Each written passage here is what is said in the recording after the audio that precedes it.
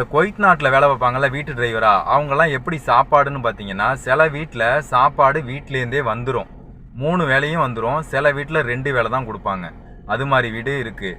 சில வீட்டில் வந்து நீங்கள் தான் சமைச்சிக்கணும், அரிசி பருப்பு ஆயில் இதெல்லாம் வாங்கி கொடுத்துட்றாங்க, காய்கறி மட்டும் நீங்கள் எடுத்துங்க அப்படின்னு சொல்கிற வீடும் இருக்குது. இன்னும் சில வீடெலாம் இருக்குது, நீங்கள் தான் வந்து ஃபுல் அண்ட் ஃபுல் ஜாமான் எல்லாமே வாங்கி நீங்களே சமைச்சு நீங்களே சாப்பிட்டுங்க, சம்பளம் மட்டும் கொடுத்துருவேன் அப்படின்னு சொல்லுவாங்க. அந்தமாரி வீடும் இருக்குது இங்கே.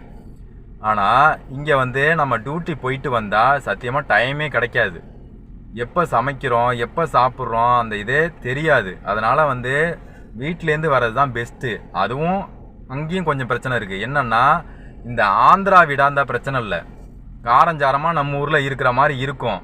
இதே வேறு நாட்டில் உள்ள சமைக்கிறவங்களாம் இருந்தாங்கன்னு வச்சுக்க, இந்த பிலிப்பைன்ஸு இத்தோப்பியா இந்தமாரிய நாட்டிலலாம் உள்ளவங்க சமைக்கிறவங்களாம் இருந்தாங்கன்னு வச்சுக்க, சத்தியமாக வந்து நாக்குக்கு ருசியே இருக்காது. அவங்க நாட்டு சமையல் தான் இங்கே சமைப்பாங்க.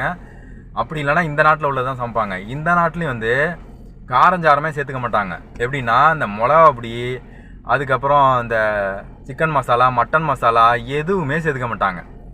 அப்படியே மிளகா பொடிலாம் போடாமல் சமைச்சா எப்படி இருக்கும், உப்பு சப்பு இல்லாமல் அதே மாதிரி தான் இருக்கும். ஆனால் இவங்களுக்கு காரமே பிடிக்காது, பார்த்தாலும் சாப்பிடவும் மாட்டாங்க. நம்மளை சாப்பிட்டுக்கிட்டு இருந்தாலும் அதெல்லாம் சாப்பிடாத, அதெல்லாம் உடம்புக்கு நல்லதில்லை அப்படின்னு தான் சொல்லுவாங்க. இது மாதிரிலாம் இங்கே சாப்பிட்டுக்கிட்டு இருக்காங்க. ஆனால் வந்து இங்கே வந்து 365 நாளும் சிக்கனு மட்டனு, எப்போது இந்த வந்து ஒட்டகக்கறி இதெல்லாம் வந்து எடுத்து செய்வாங்க. ஆனால் 365 நாளும் சிக்கன் இல்லாமல் இருக்கவே மாட்டாங்க.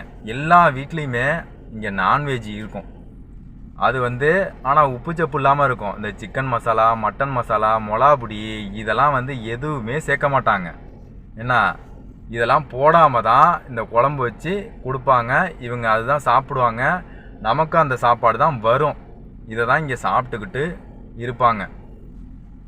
நம்ம வந்து இந்த வெளிலலாம் போனோன்னா நம்ம சமைச்சு சாப்பிட்ற மாதிரி தான் நம்ம நாக்குக்கு ருசியாக சாப்பிட்லாம். ஆனால் டைமிங் கிடைக்காது, கண்ட நேரத்தில் சாப்பிட்ற மாதிரி இருக்கும். சில பேர் வந்து ஒரு வேளை தான் சாப்பிட்ற ஆளும் இருப்பாங்க, சில பேர் 2 வேளை தான் சாப்பிடுவாங்க. அது மாதிரி நிறைய பிரச்சனை இங்கே இருக்குது.